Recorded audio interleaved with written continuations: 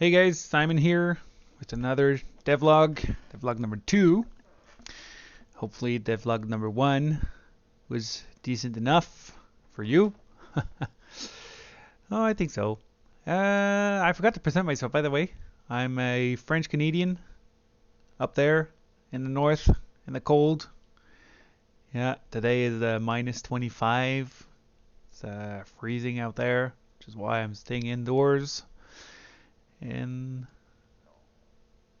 my hot basement. There you go. So last time we talked about my project in general. We talked about the base camp. We talked about controlling the player during the gameplay. We had a few issues already by having the player not flipping and uh, being able to control him manually inside the gameplay, which doesn't make sense. So we corrected that. I was gonna talk about a bit more about the project in general. Let me just go like a base camp here. I'm not gonna explain everything I'm doing. I figure that people watching devlogs are most of the time people who have basic knowledge of programming. If ever you guys want to know more, let me know in the comments, of course. And I'm gonna try to explain more in details what I'm doing. But for now, I think I'm gonna just stay on the surface for everything related to like, for example, prefabs and all my levels there. But if you guys ever want to go into more details, I'll let me know and I'll be happy to oblige, I guess. So last time we saw in the level 0 that there was a tower with a cannon there. And we don't really want that in the level 1. So I'm gonna just delete it. There you go. Finish. Ciao, bye. No, it's already there. Tower 1 cannon. It was a prefab, so not important if I delete it in the level 1. Not really important. So, you'll notice that, by the way, there's always a moon here. Let me try something. If I turn it off, if I go save,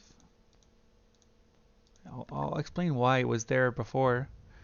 But if I go like, okay, there you go. So I just turn it off. Basically, I was lazy the other day. I just did the base camp really fast, and it's not final because in the base camp, in the base camp, you like you want to have a background that moves at different speed. So I'm gonna do this eventually, but for now, all the background, like if we hit play. I'll show you what I mean. Like if we hit play and I just remove this for now. Oh, I might not be able to remove it. Oh well.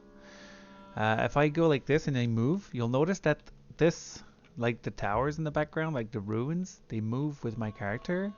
Because if we stop the video, you'll see that they extend all the way over there. Okay. So they don't move with your character. They just extend over there.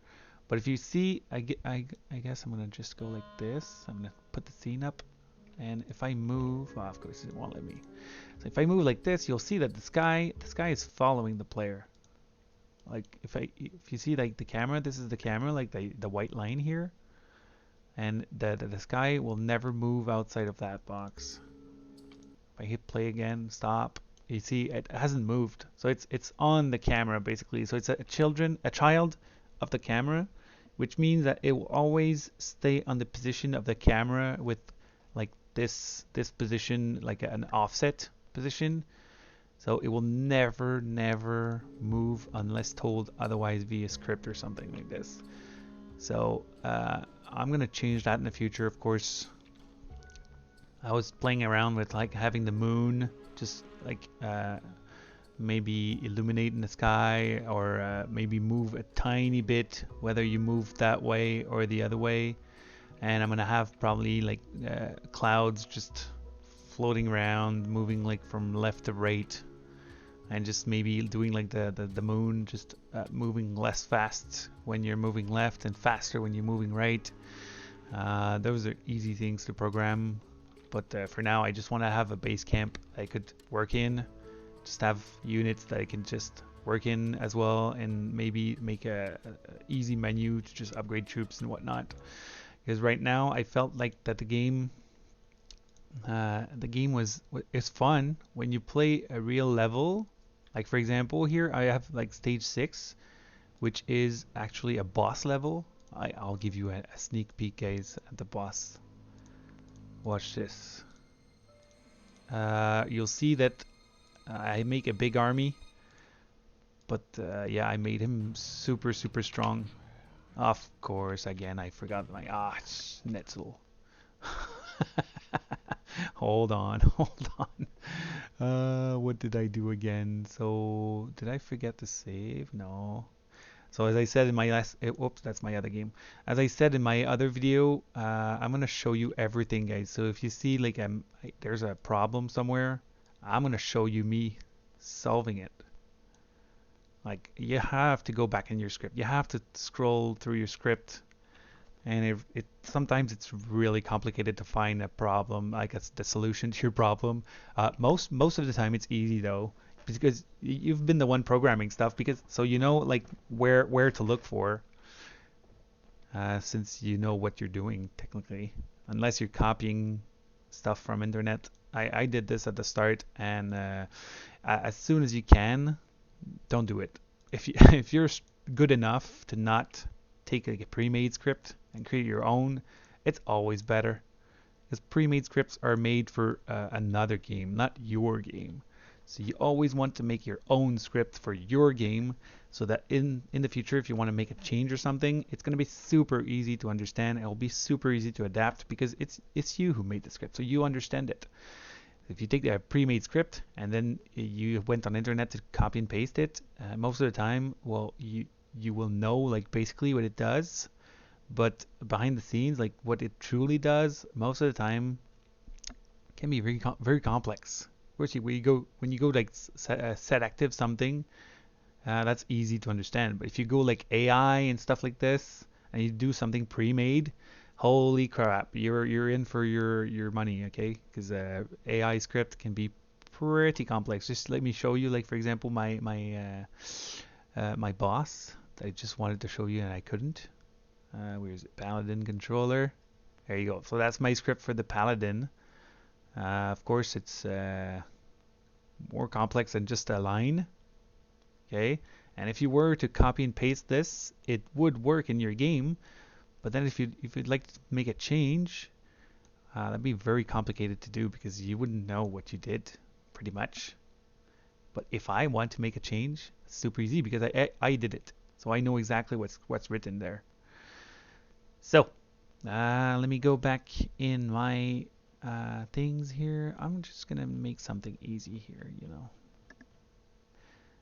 So if you're in battle, okay, instead of just making it over there, if you're in battle, I already have the SR here. So SR, by the way, SR stands for sprite renderer.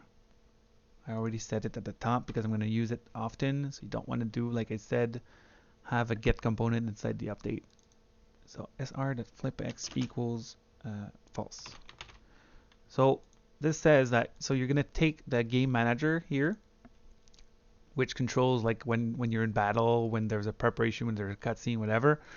So if the game manager says that you're in battle, you're gonna flip your player facing right. So you're not gonna flip him basically because he's already facing right by default. So you don't flip him ever, ever, ever. What I could even do, well, no. Well, if you were really like perfectionist, you could do an if statement, and if you're gonna say if you're flipped, flip it back. Okay, here you go. So you'll only flip it if it's flipped. Does that make sense? It'll only unflip it if it has been flipped. Whatever. It'll turn it off. There you go. So if I hit save like this, and I go back. Oh wait, I'm gonna have to do another thing. I was also able to control him. Let me do another if in base camp is true. Oh, by the way, I forgot to mention this, but whenever you have a bool like this, like in base camp, you see it's a bool. whenever you have a bool like this, if you want to say instead, you could just write if in base camp equals true. You could write this. It would work, okay? Because you're telling if check this bool and ask the computer, is it equal to true? So is it true? Has it been checked? But what you can do instead, it's much faster. You just go like this. So if in base camp, so you're asking, is it in base camp? Yes or no? Well, is it yes? If you want to go, is it not in base camp? What you can do, super easy. You just put an exclamation point in front. This tells the computer, is it false? But in our case, we want to know if it's true because we want to turn it false. We want to make it false. So if it's true, you're going to go in base camp equals false. Because I can say this because I'm checking if it's battle. So technically, if you're battling, you shouldn't be in the base camp. I don't know. I'm going to have to check again what's causing this, but maybe I went to a cutscene probably. I have another script for cutscenes. Anyway, so if I go like this, let me let it load. There you go. Save. Always save. Make sure you save and save and save. Okay. Always, always, always. So if I get play and I go stage 6, let me just put a skeleton for testing purposes. I go start. There you go. Of course, I can't press my keys correctly, but now I can't move my player around. There you go. Of course, my guy is saying bad words when he's not. He doesn't have the correct sequence, and eventually he said, "You're gonna get me killed." Yeah, I did it myself. I found it funny. Yeah, let me just save again. I'm always saving, just to be sure. So I was gonna show you the paladin, right? I just saved. Come on. Let me show you the paladin. I forgot to put my timer, guys, so I might go over 20 minutes in this video. We'll see. Let me just put a shade there for showing it. There you go. By the way, just gonna pause this real quick. I turned down the stop audio because I felt like in the other video the music was so loud, but then in the other video I put it way down so you couldn't hear it anymore. So now I try to find a middle ground, I guess. So let me know in the comments if you think it's too loud still, and you just want to have me turn it off maybe, or lower again, because I felt like it sets the mood when you have sound in your game. You always want to have like a cool music that fits your game. Right now I'm using assets that I bought on internet, but yeah, you want to have cool things. So there you go. So the paladin is like defending the cathedral. So that's like the first boss. So whenever you get too close to it or you attack the cathedral, he's gonna attack you, and you'll see he has a bunch of actions. You'll see those green numbers, by the way. That's how I was implementing like health bars. So the redder it gets, the weaker your unit is getting.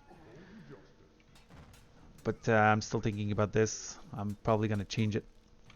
So you'll see he has like 3 different attacks. He summons a portal like this that shoots holy arrows. There you go. You see my numbers getting yellow. More and more yellow. That means I'm getting. That's what. So you want to defend through that attack. There you go. You see my units are defending right now. So like the damage they receive is getting is lower. So for now it's just stop moving and put up your weapon, but eventually I'll have a cool animation for defending. Maybe have them like defend but attack slower, or maybe, I don't know.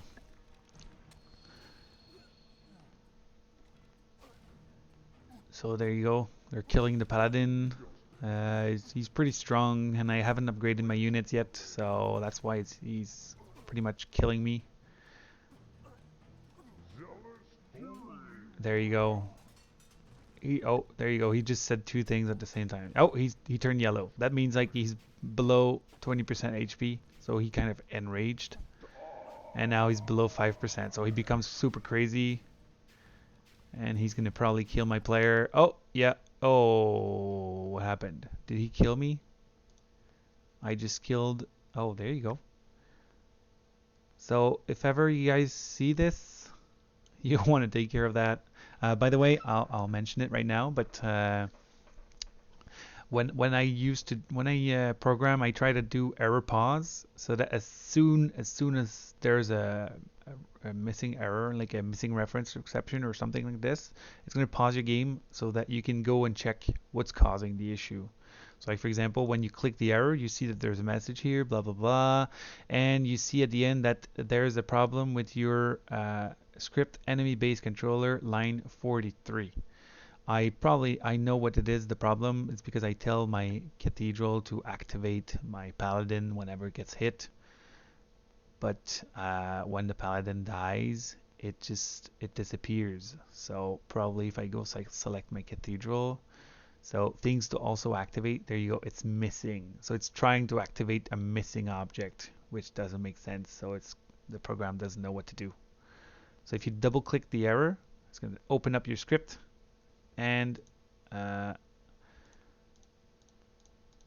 it's going to tell you what to do. So right now I'm checking like things to activate. Is there a thing to activate? So is there a count over 0?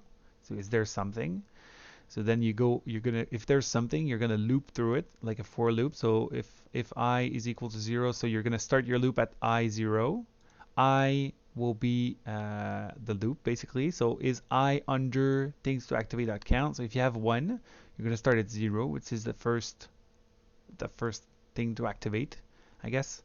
So you're gonna check through that, and when you finish the loop, you're gonna put I plus plus, so it's gonna plus 1 for the I. So then you're gonna loop again. So you're gonna I equals 1.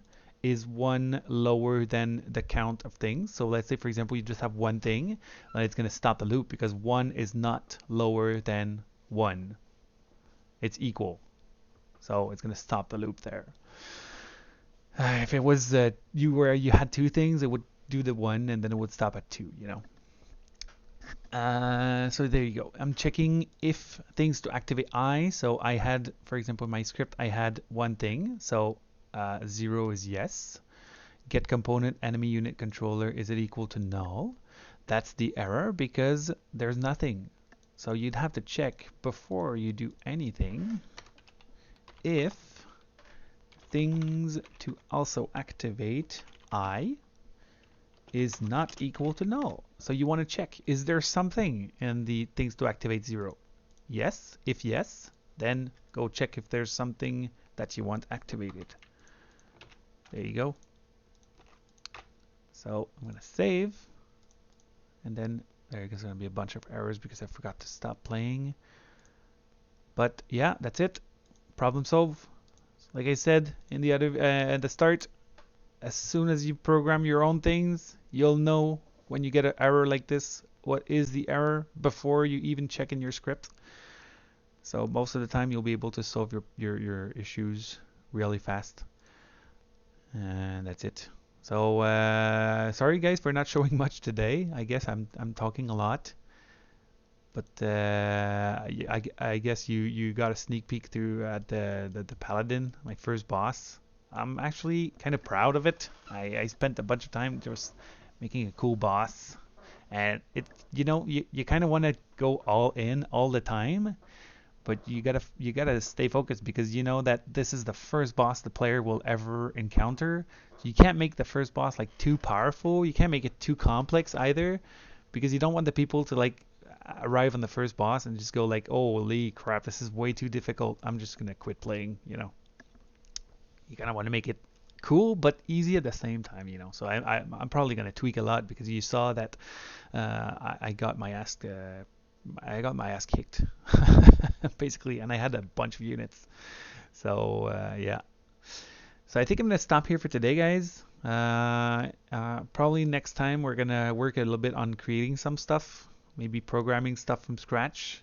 I was thinking about maybe working on the UI a little bit, Right now, my plan is I want to like in the near future, I want to integrate like in-game cutscenes.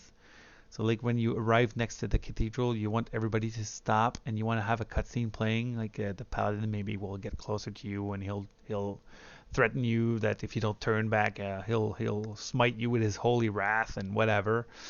And then you're gonna laugh at him, and then the level was that will go back to playing, and then you'll kick his ass.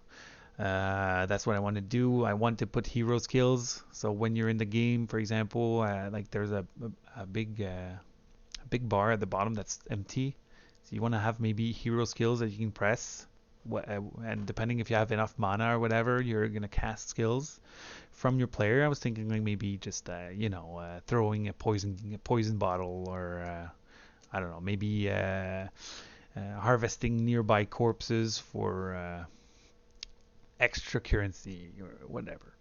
So skills there, and add UI to the base camp so that you can talk to units that you have in the base camp and upgrade your troops or buy magic skills and all that.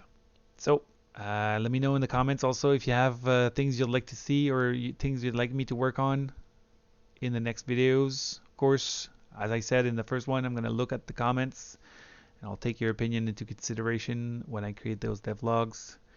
I'll be happy to make you happy, actually. All right. Take care, guys.